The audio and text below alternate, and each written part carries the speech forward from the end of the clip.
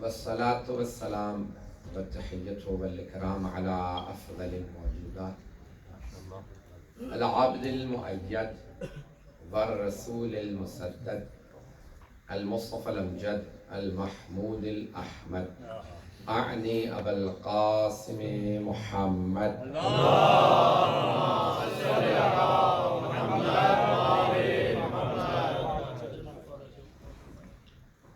وعلى روحه ونفسه وصهره وبسيه سيد الأتقياء والأصفياء مولى الموالي إمام المتقين علي بن أبي طالب اللهم صل على محمد وآل محمد وعلى أوصيائه لا سيما بقية الله في الأرضين روحي وأرواح العالمين لتراب مقدمه واللعنة الدائمة على أعدائهم أجمعين من الآن إلى قيام يوم الدين.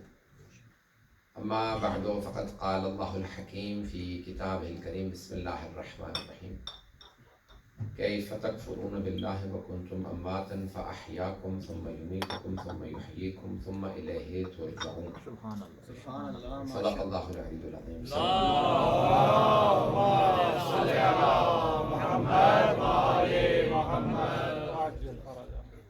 سورہ فاتحہ کی درخواست کی گئی بانی مجلس کے تمام مہمانوں کے لیے خاص طور سے کبریٰ بی بی اور سید مقبول حسین اور ان دونوں خاندانوں کے تمام مہمانوں کے لیے فاتحہ.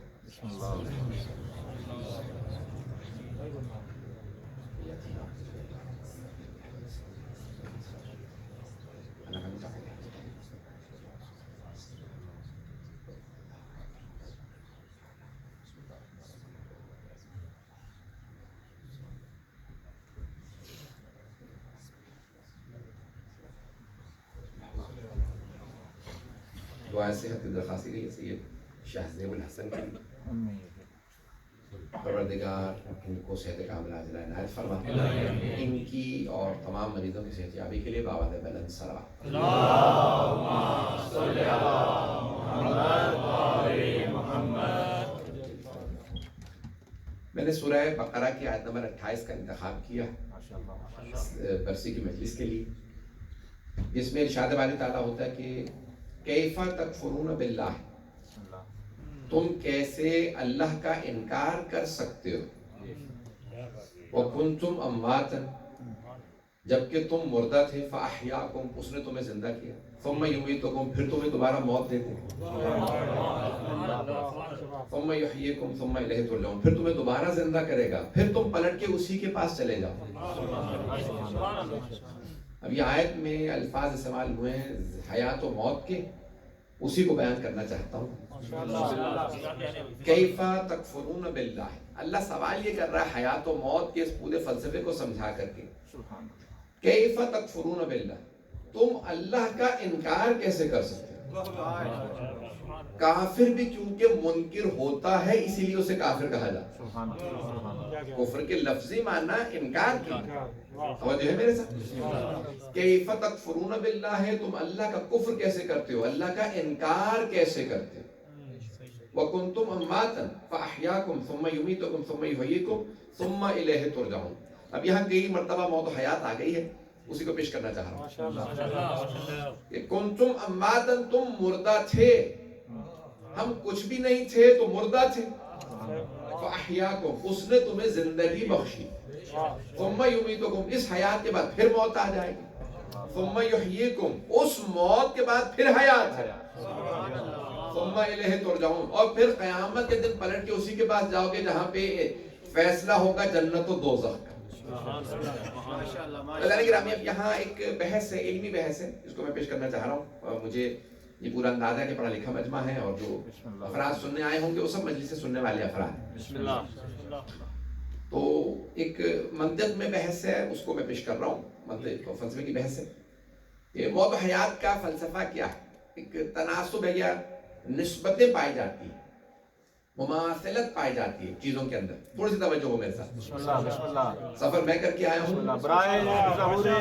برائے تاجیل ظہور امام زمانہ بلند تر صلوات.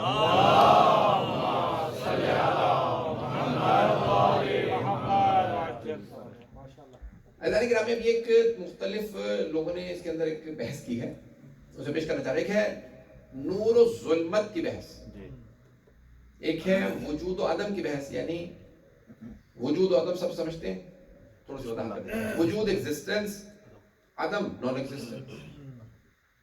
جو چیز نہ ہو وہ عدم ہے، جو ہے وہ وجود ہے. تو اب نور اور ظلمت، لائٹ اور ڈارکنس،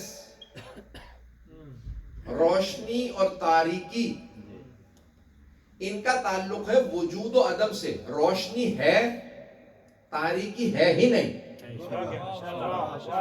سارا مجمع نہیں ہے میرے ساتھ. بسم اللہ. لائٹ ہے، ڈارکنس ہے ہی نہیں. نور ہے، ظلمت ہے ہی نہیں. یہ نہیں ہے کہ ڈارکنس بھی ہے، لائٹ بھی ہے. ایسا نہیں ہے کہ روشنی بھی ہے، تاریکی بھی ہے، یعنی اندھیرا بھی ہے. نہیں، اندھیرا، تاریکی، ظلمت، ڈارکنس نور کے نہ ہونے کا نام. ابھی بھی سارا مجمع نہیں. دیکھیں، یہ جو ڈارکنس ہے نا، یہ جو تاریکی ہے، ظلمت ہے، یہ خود کچھ نہیں ہے، روشنی کے نہ ہونے کا نام ہے. جیسے ہی روشنی آتی ہے تاریکی چلی جاتی ہے. تاریکی خود کچھ نہیں ہے بلکہ نور کے نہ ہونے کا نام. بہت سے لوگ پہنچ گئے. اگر چلتے رہیں گے تو آگے زمین کے اندر ایک گڑھا کھودی، آپ کہیں گے نہیں وہاں پہ تاریکی موجود ہے. جیسے ہی آپ روشنی ڈالیں گے تاریکی ختم ہو جائے گی، تاریکی چلی جائے گی. تو تاریکی خود کچھ نہیں ہے، نور کے نہ ہونے کا نام. اب بات باتیں ہو گئی ہے ذہن گرام. تو اب یہ جو آپ تاریکی دیکھیں، یہی کمرہ آپ یہ روشنی بند کر دیجیے، تاریکی ہو جائے گی. جیسے دوبارہ روشنی جلائیں گے نا تاریکی ختم ہو جائے گی. تو تاریکی خود کچھ نہیں ہے. اب بات واضح ہو گئی ہے. تاریکی خود کچھ نہیں ہے، ڈارکنس خود کچھ نہیں ہے، ظلمت خود کچھ نہیں ہے، اندھیرا خود کچھ نہیں ہے. نور کے نہ ہونے کا نام اندھیرا. تو آیا زندگی اور موت بھی ایسے ہی ہے کہ زندگی کے نہ ہونے کا نام موت ہے؟ نہیں نہیں، ایسا نہیں. مجھے یہ صاحب آج یہ پوری منطق ایک بحث ہے. مثال کے طور پہ ایک اور سلسلہ بھی ہے، عدم اور ملکہ. ملکہ اور عدم. ملکہ یہ عربی والا ملکہ، یعنی کسی چیز کے اوپر آپ کو کمانڈ ہوتی ہے، آپ کا سیکنڈ نیچر بن جاتا ہے. عدالت ملکہ ہے. عدالت ساقط ہو تو انسان ظالم ہو جاتا ہے. تھوڑی سی توجہ. سوئمنگ یہ انسان کو ملکہ ہوتا ہے. تیراکی انسان سیکھ لے تو پھر بھولتا نہیں ہے، اسے کہتے ہیں ملکہ. یہ اگر چھین لیا جائے جس کے پاس نہیں ہے اسے کہتے ہیں عدم ملکہ. اس کو سوئمنگ نہیں آتی، اس کے پاس یہ عدالت نہیں ہے. عدالت بھی ملکہ ہے، جس پہ آ جائے تو خود بخود اس کو ظلم سے، گناہ سے بچاتی ہے. جو عادل بن جائے خود بخود گناہ سے دور رہتا ہے.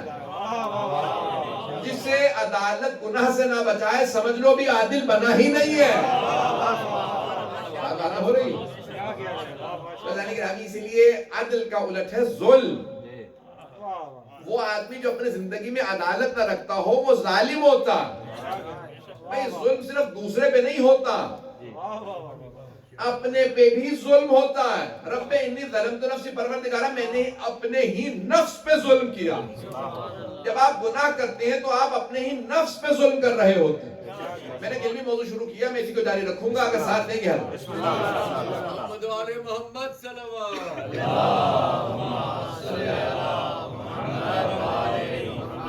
مجمع ہے نا میرے ساتھ؟ بات واضح ہو رہی ہے سب. اسی طرح سے یہ عدم اور ملکے کا، ایک ہے عدم اور وجود کا، اور ایک ہوتا ہے دونوں چیزیں وجودی ہوتی ہیں. دونوں وجود ہیں، یہ ہو تو وہ نہیں، وہ ہو تو یہ نہیں. توجہ. یہ سفید رنگ ہے. اگر میں کہوں نا یہ سفید رنگ، اس کا مطلب ہے سیاہ نہیں ہے. اور اگر سیاہ ہو تو سفید نہیں ہے. یہ پردہ رہے گا، رنگ بدل سکتا ہے، تو وجود رہے گا، کوئی نہ کوئی چیز اس پہ عارض ہوتی رہے گی.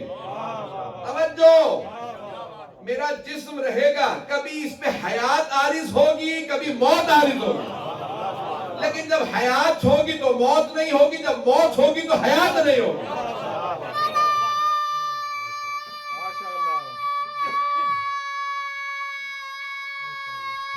ماشاءاللہ.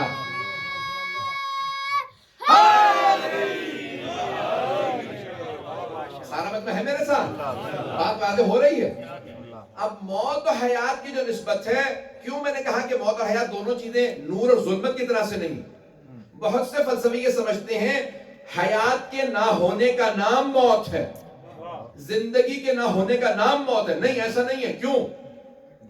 اللہ نے قرآن کریم میں فرمایا، بسم اللہ الرحمن الرحیم، تبارک الذی بیدہ الملک وہو علی کل شیء قدیر الذی خلق الموت والحیات لیبلوکم ایکم احسن عملا. جس نے حیات و موت کو خلق کیا. نہیں ہے مطلب جو چیز عدم ہو اسے خلق نہیں کیا جاتا، جسے خلق کیا گیا ہو وہ عدم نہیں ہوتی. نعرہ تکبیر، نعرہ رسالت، نعرہ حیدری، صلوات.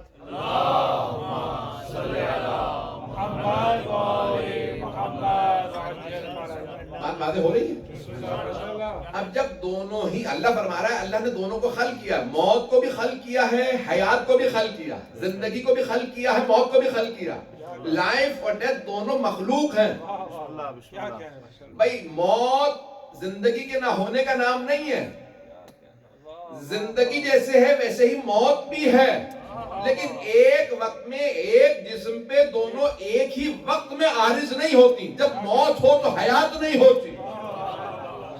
جب ہم زندہ نہیں تھے تو ہم موت میں تھے، اس سے نکل کے زندگی میں آئے، پھر موت میں چلے جائیں گے، پھر وہ زندہ کرے گا، پھر پلٹا کے اپنے پاس لے جائے گا. بات واضح ہو رہی ہے. اللہ نے خود فرمایا الذی خلق الموت والحیات، جس نے موت و حیات کو خلق کیا. اور اللہ کو کہنا تو یہ چاہیے تھا معاذ اللہ، میں اللہ کو مشورہ نہیں دے رہا، دنیاوی اصول یہ ہے، پہلے کہنا چاہیے تھا الذی خلق الحیات والموت، جس نے زندگی اور موت کو خلق کیا. لیکن اللہ نے فرمایا الذی خلق الموت والحیات، جس نے موت و حیات کو خلق کیا.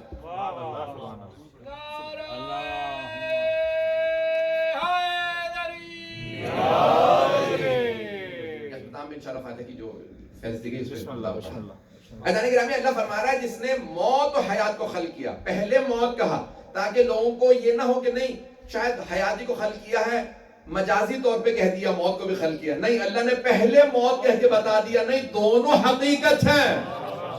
موت بھی حقیقت ہے، حیات بھی حقیقت ہے. توجہ بھائی، جو آدمی انکار کرے موت کا، زندگی کی سب سے بڑی حقیقت ہی کا نام موت ہے. زندگی کی سب سے بڑی حقیقت کا نام خدا نہیں ہے، کیونکہ بہت سے منکر خدا ہیں. منکر خدا تو آپ کو بہت مل جائیں گے، لیکن منکر موت کوئی نہیں ملے. جو زندہ ہے وہ مانتا ہے موت ہے، موت آئے گی. چاہے منکر خدا ہو لیکن مانتا ہے موت آئے گی. فرانس کا بہت بڑا فلسفی تھا، وہ خدا کو نہیں مانتا. توجہ، خدا کو نہیں مانتا تھا. جب فیونرل دیکھتا تھا نا، جنازہ دیکھتا تھا، تو اپنا ہیڈ اتار کے کھڑا ہو جاتا تھا کونے. تو اس سے کسی نے سوال کیا کیا بات ہے کہ جنازہ دیکھ کے آپ بہت تعظیم کر کے ہیڈ سینے پہ رکھ کے کھڑے ہو جاتے ہیں سر جھکا کے. کہا میں خدا کو نہیں مانتا، لیکن جب بھی جنازہ دیکھتا ہوں تو خدا کو ماننے پہ مجبور ہو جاتا ہوں. کیسے ہو سکتا ہے یہ زندگی عبث ہو، ہم مر جائیں سب کچھ ختم ہو جائے؟ اس کا مطلب ہے کوئی خدا ہے.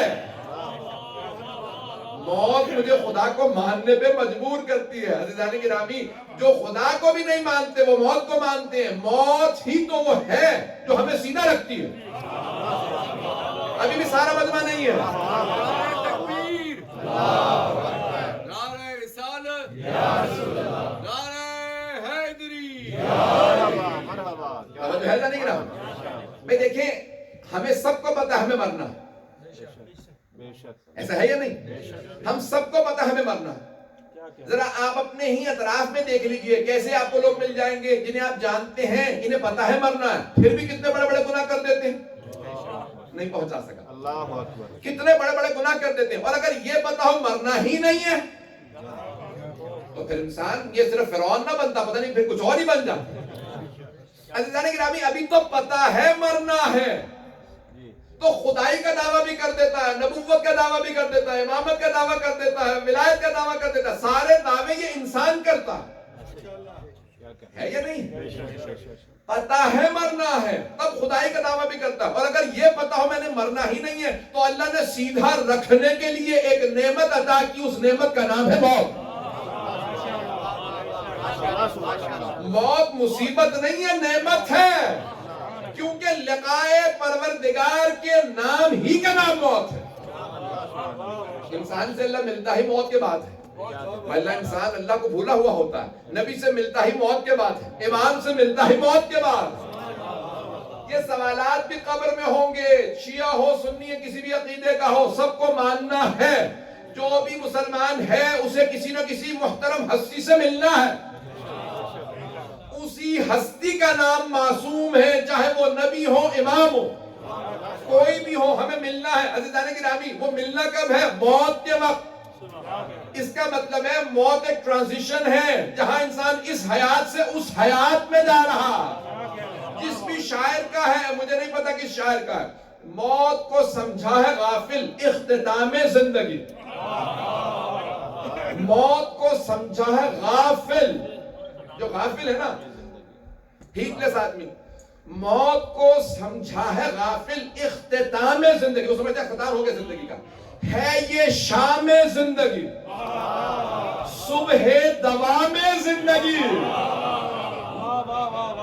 زندگی ختم نہیں ہوئی۔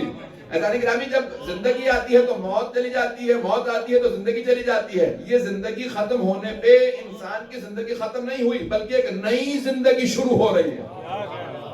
اگر مجمع ہو میرے ساتھ، امام جعفر الصادق علیہ السلام سے سوال کیا،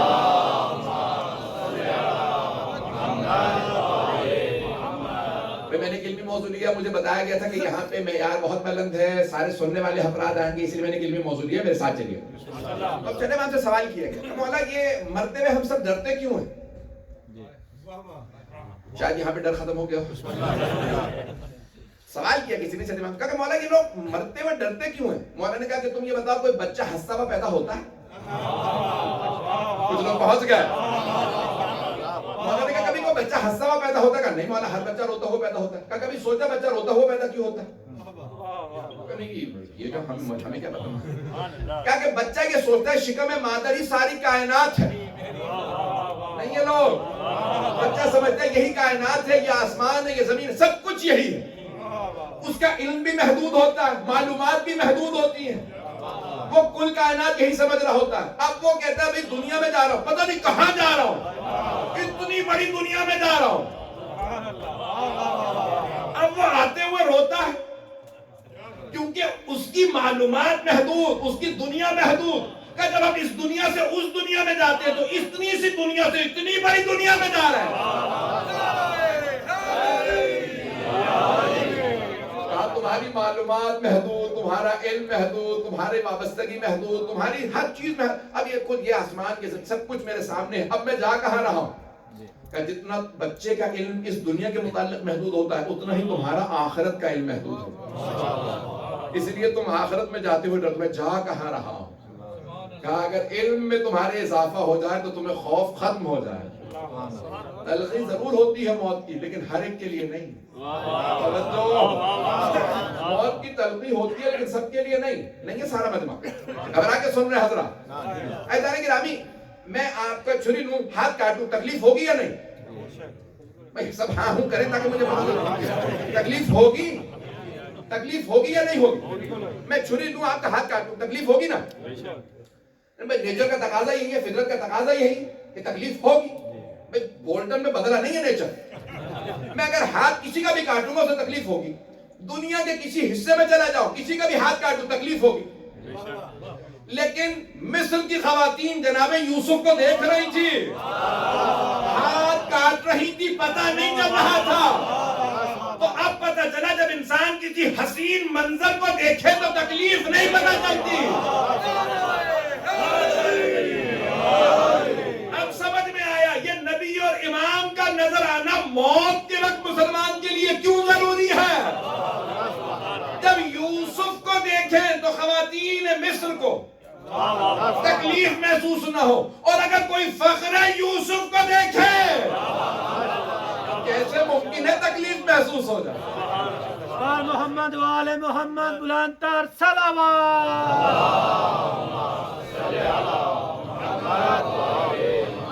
آپ پہنچے جانے گرام جب حضرت یوسف کو دیکھا ہاتھ کاٹ لیے پتہ نہیں چلا، اور اگر فخر یوسف سامنے ہو موت ہی کیوں نہ آ رہی ہو، سب بھول جائے گا کچھ دیر کے لیے، کیونکہ نظریں ایسی ہستی پہ ہو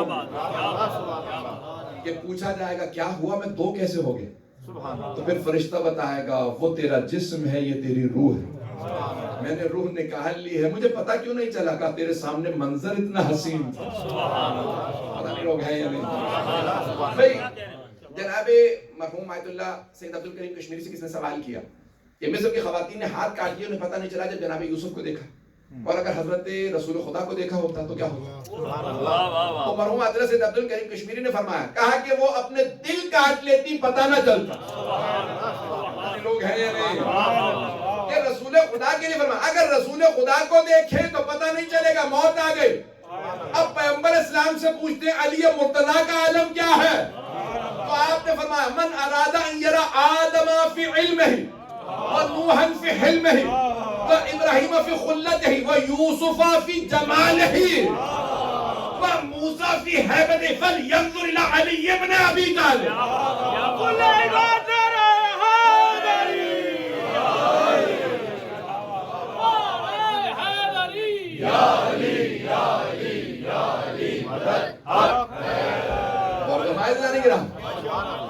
شیعہ سنی علماء نے اپنی حدیثوں کی کتابوں میں لکھا ہے، تمام مسلمانوں نے لکھا کہ سرور کائنات نے فرمایا جو بھی چاہتا ہے آدم کو ان کے علم میں دیکھے، نوح کو ان کے حلم میں دیکھے، ان کے زہد میں دیکھے، توجہ، اور جناب ابراہیم کو ان کی خلت میں، موسیٰ کو ان کی حیبت میں، یوسف کو ان کے جمال میں، عیسیٰ کو ان کے دم میں، جو ان تمام انبیاء کو ایک وقت میں 1,24,000 انبیاء کو دیکھنا چاہے تو ایک مرتبہ میرے بھائی علی کو دیکھ۔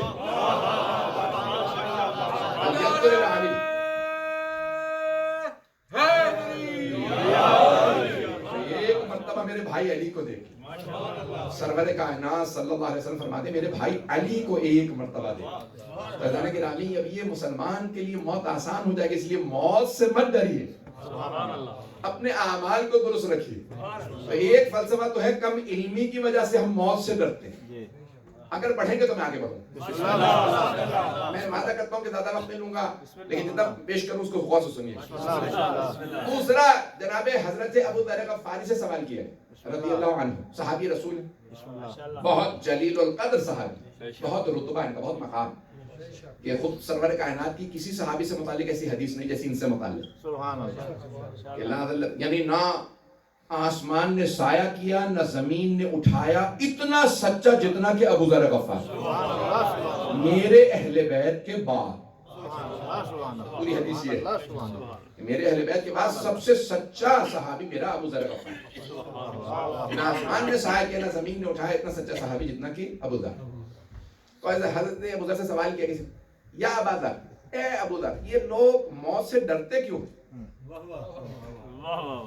موت سے ڈرتے کیوں ہیں؟ تو کہا اگر ایک آدمی کے دو گھر ہوں، ایک بسا ہوا ہو دوسرا اجڑا ہوا ہو، تو کہا کوئی ایسا ہے جو اجڑے ہوئے گھر میں رہنا پسند کرے؟ حضرت ابو ذر سے انہوں نے سوال کیا، کہا کہ نہیں، ہر آدمی چاہے گا بسے ہوئے گھر میں رہے، اجڑے ہوئے گھر میں کون رہے؟ تو کہا ہم نے قبر کو اجاڑ دیا ہے، دنیا کو بسا لیا ہے، اب اجڑی ہوئی قبر میں کون جائے، بسی ہوئی دنیا میں سب رہنا چاہتے ہیں۔ بات بہت ایسا نہیں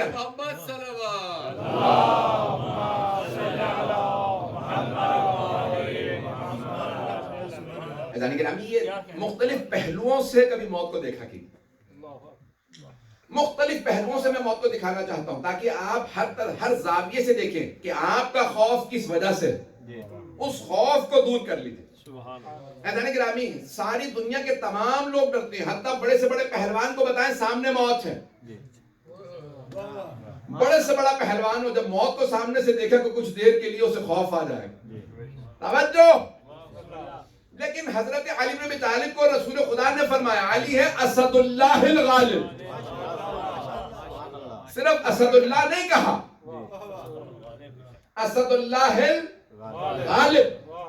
بھائی کیونکہ رسول خدا نے حضرت حمزہ کو بھی کہا اسد اللہ، کہا ہے ان کو بھی کہ وہ اسد اللہ ہیں، لیکن صرف اسد اللہ۔ حضرت جعفر طیار کو بھی کہا یہ بھی اللہ کا شیر ہے میرا بھائی، اپنے چچا کو بھی کہا اسد اللہ، اپنے بھائی جناب جعفر طیار کو بھی کہا، بعد میں ائمہ نے حضرت عباس کو بھی کہا، عباس ابن علی علیہ السلام انہیں بھی کہا، لیکن وہ سب اسد اللہ تو ہیں، اسد اللہ الغالب کوئی نہیں سوائے علی ابن ابی طالب۔ یعنی جو اللہ کے بھی تمام شیروں پہ غالب ہو اسے کہتے ہیں اسد اللہ الغالب، جس پہ کوئی غالب نہ آئے وہ ہے علی ابن ابی طالب۔ بڑے سے بڑا پہلوان آ جائے وہ ان کے سامنے زیر، ایسا ہی ہے اسد اللہ الغالب، یہ رسول خدا نے فرمایا۔ رضوان گرامی کہا کہ میرا بھائی اسد اللہ الغالب ہے، میرا بھائی تمام اللہ کے شیروں پہ غالب۔ اب ان سے کسی نے سوال کیا، اب ان سے ڈائریکٹ تو نہیں کیا، ہمت تو نہیں تھی، ان کے بیٹے سے کہا مولا حسن مشتبہ آپ کے بابا جنگ میں چلے گئے ہیں اور سامنے زراب جانتے نا آرمر لوہے کا ہوتا تھا، تیر کو روکتا تھا، تلوار کو، گرز کو، لوہے کا سامنے بھی پیچھے بھی، تو کہا علی کے سامنے تو ہے پشت پہ زرہ نہیں ہے، سامنے ہے زرہ، پشت پہ زرہ نہیں پہن رکھی۔ مولا حسن مشتبہ مسکرایا کہ میرے بابا سے سوال کرو کہ ہماری ہمت نہیں ہے، آپ پوچھئے۔ کیا بابا جان سب کہہ رہے ہیں اپنے بابا سے کہو سامنے زرہ پہن رکھیے، پشت پہ نہیں، کہا پشت پہ وہ زرہ پہنے جو دشمن کو پشت دکھائے، میں کبھی پلٹتا نہیں ہوں تو پیچھے زرہ پہنو کیوں؟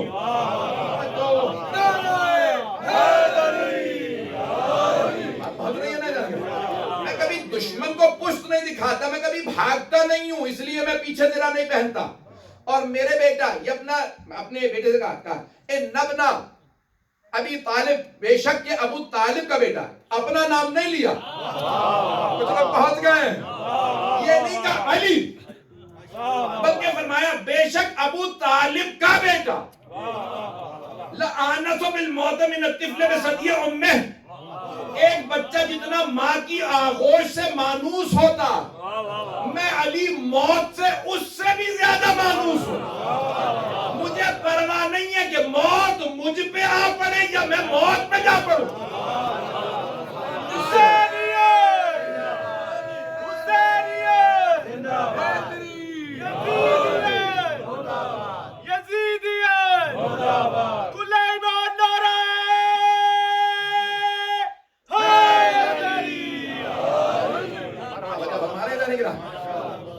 کسی نے موت سے متعلق ایسا جملہ نہیں فرمایا جیسا علی ابن ابی طالب علیہ السلام، کہا مجھے پرواہ نہیں ہے کہ موت مجھ پہ آ پڑے یا میں موت پہ جا پڑوں۔ ایک مقام پہ فرماتے ہیں میں ہی نہیں، میرے تمام بیٹے ایسے ہیں جو موت سے نہیں ڈرتے، میرے تمام بیٹے۔ پھر فرماتے ہیں میرے تمام ماننے والے کبھی موت سے نہیں ڈریں گے۔ میں موت سے نہیں، میں مختلف پہلو پیش کر رہا ہوں موت کے، اگر سننا چاہیں گے۔ ابھی 3 پہلوؤں سے میں نے موت کو پیش کیا، عزیزان گرامی ایک اور پہلو پیش کر دوں، وہ ہے علی ابن ابی طالب کے پوتے، امام حسن مجتبیٰ کے بیٹے، نام ہے قاسم ابن حسن، اور صرف 13 برس کے، 13.5 برس کے، 14 برس کے بھی پورے نہیں ہیں۔ توجہ، ان سے جب جناب سید الشہداء شہداء کی فہرست پڑھ رہے ہیں شب عاشور، جو تمام افراد بیٹھے ہیں ان کو بتا رہے ہیں آپ میں سے کون کون شہید ہوگا کل، کہ شہداء کی فہرست میں عباس آپ کا نام ہے، سب سے پہلے جناب عباس کو بتایا۔ توجہ، سب سے پہلے حضرت عباس ابن علی علیہ السلام سے کہا آپ کا شہداء کی فہرست میں نام، پھر ایک ایک کر کے سب کو بتانا شروع کیا. علی اکبر آپ کا نام ہے, حبیب آپ کا نام, سب کا نام بتاتے گئے. ابھی جناب قاسم کا نام نہیں آیا تھا. تو آپ جانتے ہیں نا بچوں میں بےتابی ہوتی ہے. تو جناب قاسم کر گئے, کہا چچا جان, امو جان, کیا شہداء کی فہرست میں میرا نام نہیں؟ تو آپ نے یہ نہیں کہا ہاں ہے یا نہیں, آپ نے سوال کیا کیف الموت عندک, شہادت موت سے ہوتے ہوئے جاتی. تو کیف الموت عندک, آپ کے نزدیک موت کیسی ہے؟ تو جناب قاسم نے فرمایا چچا جان اگر آپ پہ قربان ہونے کا نام موت ہے, احلی من العسل, تو شہد سے زیادہ میٹھی. دیکھیں بچوں کو میٹھا بہت پسند ہوتا. جناب قاسم ابھی نابالغ تھے, اس لیے آپ نے جو مثال دی تو شہد سے مثال دی. عرب میں جب کہتے تھے نا بہت ہی اچھے کردار کا آدمی ہے, بہت با اخلاق ہے, تو کہتے تھے بہت ہی میٹھا انسان ہے. اور کوئی بھی شے شہد سے زیادہ میٹھی نہیں ہوتی. عربوں میں سب سے میٹھی شے کی مثال دیتے تھے شہد کی. جناب قاسم ابن حسن جناب سید الشہداء سے فرماتے چچا جان میرے نزدیک موت شہد سے زیادہ میٹھی. اب امام حسین علیہ السلام نے فرمایا قاسم آپ ہی کا نہیں, علی اصغر کا بھی نام شہداء. جناب قاسم یہ کیا کر دیا تھا امام حسین نے, یہ اتنے عاشق ہو گئے تھے شہادت کے. پہنچا پاؤں کیا تربیت کر دی تھی, کیا دکھا دیا تھا, کیا بتا دیا تھا حسین ابن علی نے شہداء کربلا کو, کہ جب کوفے پہنچے نا لاشیں نہیں شہداء کے سر, کیونکہ انہوں نے سب کے سر کاٹ دیے. جن کے زندگی میں سر نہیں کاٹے تھے نا ان کے شہادت کے بعد 11 محرم کو سر قلم کی اور نیزے پہ بلند کر دی. جب کوفے پہنچے تو لوگ کہنے لگے کہ تم لوگوں نے تو بچوں تک کو مار دیا, یہ سب شہداء کے جو سر آ رہے ہیں ان میں تو بچوں کے بھی سر ہیں. یہ قاسم ان کی داڑھی نہیں ہے, یہ بچے ہیں, عبداللہ بچہ ہے, یہ علی اصغر, یہ تم بچوں تک کو مار دیے. تو انہوں نے سوال کیا کہ تم نے بچوں پہ کیوں نہیں رحم کھایا, تم نے بچوں کو کیوں مار دیا؟ تو انہوں نے ایک مرتبہ کہا ہم نے بچوں کو نہیں مارا, یہ بچے بھاگتے ہی نہیں تھے. نہیں پہنچا سکتا, میں جانتا ہوں آنکھوں میں آنسو. کہا نہ جانے حسین نے کیا کر دیا تھا, ہم بھاگنے کی مہلت دیتے تھے, بچہ بھاگتا نہیں تھا. میدان جنگ سے بڑے بڑے بھاگ جاتے ہیں, لیکن کربلا میں کوئی بچہ بھی نہیں بھاگا. نہ جانے حسین کے کردار میں کتنی پختگی تھی. انبیاء علیہ السلام روک نہیں سکتے تھے, حسین نے سب کو روک کے دکھایا. جہاں 72 ایک ہو گئے, نہیں پہنچا سکا میری بات. کیوں پھر اسی لیے سید الشہداء کہا, کسی اور کو نہیں کہا گیا. رسول خدا نے لقب کس کو دیا تھا؟ سید الشہداء. حضرت حمزہ علیہ السلام کہا تھا جب تک کربلا نہ ہو جائے تو میرے چچا حضرت حمزہ سید الشہداء.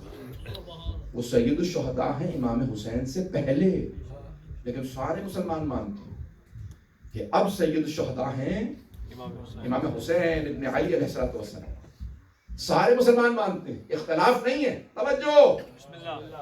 تو جناب سید الشہداء یعنی تمام شہداء کے سردار, اور ایسے سردار ہیں کہ انبیاء بھی آئیں تو کہیں حسین آپ کی عظمتوں کو سلام. کچھ ایسا کر دیا حسین ابن علی نے کہ بچے بھاگنے کے لیے تیار نہیں, بلکہ شہادت میں ناز محسوس کر رہے. پہنچ رہے میرے بھائی حضرات گرامی, یہ جناب سید الشہداء حضرت زہیر قین تازہ جناب سید الشہداء کی طرف آئے. تو جناب سید الشہداء نے دیکھا یہ اپنے قبیلے کے سردار ہیں, بہت پیسے والے آدمی ہیں.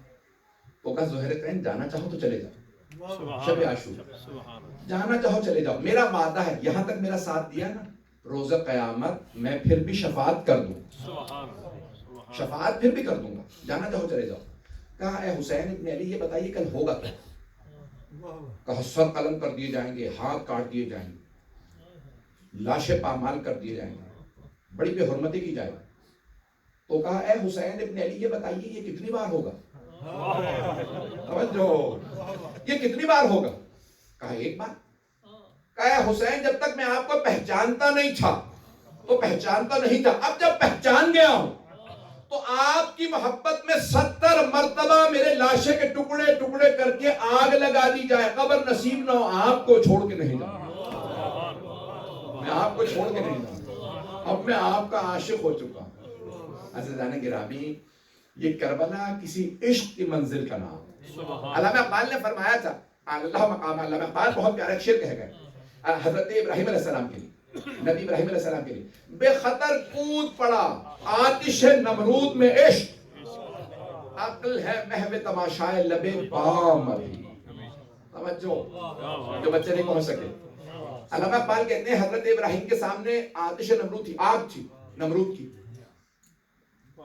تو اب اس نے کہا کہ بھئی اگر تم نمائندے اللہ کے ہو تو میں تمہیں جلاؤں گا، یا تو انکار کرو خدا کا۔ تو کہا کہ خلیل کا انکار نہیں کروں گا، خلیل میں ہوں، خلیل اللہ، اللہ کا انکار نہیں کروں گا۔ تو اب جناب یعنی وہاں پہ جناب ابراہیم کو یا آگ میں جانا تھا یا رکنا تھا، بھائی دو ہی چوائس تھی، یا رک جائیں گے چلے جائیں۔ تو علامہ اقبال کہتے ہیں عقل کھڑی رہی، عشق کود گیا، عقل سوچتی رہی ہو کیا رہا ہے، کربلا عشق کی معراج کا نام ہے۔ وہاں پہ آگے کوئی یہ نہ سوچے اتنے بڑے لشکر سے لڑے کیوں حسین، ارے جب حسین ابن علی کے کوئی قریب ہو جائے تو چاہے وہ قاسم ابن حسن ہو، بچہ بھی ہو، تو ہزاروں کے مجمع سے اکیلا لڑ جاتا ہے، پھر بھاگتا نہیں، کیونکہ اسے پتا ہے یہ عشق کی منزل نہیں پہنچا پا۔ میدان گرامی، حسین ابن علی نے اس درجے پہ، اس رکن پہ پہنچا دیا کہ وہاں پہ تمام انبیاء کی ارواح موجود تھی، سلام کرتی نظر آئیں گی، حسین آپ نے وہ کر دکھایا جو خالق چاہتا تھا، جو اللہ چاہتا تھا وہ آپ نے کر دکھایا، کہ 72 افراد، 72 جسم تھے، تن تھے، لیکن سب نے اپنے آپ کو مٹا کے حسین میں گم کر دیا، نہیں پہنچا پا رہا ہوں، وہ سب کے سب ایک روح بن گئے تھے۔ اور حسین ابن علی نے کیا کیا، انہوں نے دیکھا یہ دنیا فانی ہے، دنیا تو فنا ہو جائے گی، تو کیوں نہ میں فنا فی اللہ ہو جاؤں، کیوں نہ میں اللہ میں فنا ہو جاؤں، دنیا میں فنا ہوں گا تو ختم ہو جاؤں گا، اللہ میں فنا ہوں گا تو اللہ کو بقا ہے، فنا نہیں۔ اب جب تک خدائی رہے گی تب تک حسینیت رہے گی۔ حسینیت زندہ باد، حسینیت زندہ باد، یزیدیت مردہ باد، یزیدیت مردہ باد، خدائیباد نعرہ حیدری۔ بات بہت رہی ہے تھا نہیں، میں نے کہا تھا میں نے علمی موضوع لیا ہے، مجھے نہیں معلوم کتنے لوگ ہیں ابھی تک میرے ساتھ۔ عزیزان گرامی، جناب سید الشہداء نے ایک نئے پہلو سے موت کو دکھایا۔ ہر غور سے سنیے گا میری تحلیل، میرے انالیسس، ہر جنگ میں جینا آسان ہوتا، مرنا مشکل ہوتا، ایسا ہی ہے یا نہیں؟ جینا آسان، مرنا مشکل، لیکن کربلا میں مرنا آسان تھا، جینا مشکل، کیونکہ بھوک پیاس تھی، وہاں جینا بڑا مشکل تھا، نہیں پہنچا پایا۔ غور کیجئے گا، ہر جنگ میں جینا آسان، مرنا مشکل، اس لیے رسول خدا سب سے آگے، علی مرتضیٰ سب سے آگے، حسن مجتبیٰ سب سے آگے، اہل بیت سب سے آگے۔ کیوں؟ جینا آسان ہے، مرنا مشکل، تو مرنے کے مشکل کام کے لیے اہل بیت جاتے ہیں، محمد و آل محمد جائیں گے، یہ لوگ مشکل کام کے لیے محمد و آل محمد علیہ السلام جائیں گے، رسول خدا پہلے گئے، علی مرتضیٰ پہلے گئے۔ کیوں؟ مرنا مشکل، جینا آسان۔ کربلا میں مرنا ہی تھا سب نے، 72 سب کو شہادتیں دینی تھی، بھوک پیاس تھی، جو جتنی دیر زندہ رہے گا اسے زیادہ بھوک برداشت کرنی ہوگی، زیادہ پیاس، لاشیں اٹھانے ہوں گے، بھوک برداشت کرنی ہوگی۔ اسی لیے مولا حسین نے کربلا میں فلسفہ بدل دیا، پہلے اصحاب کو جانے دو، پھر بچوں کو جانے دو، عباس آپ آخر تک رہیں، سب سے آخر میں نہ جاؤ، سب کے لاشیں اٹھا کے میں لاؤں۔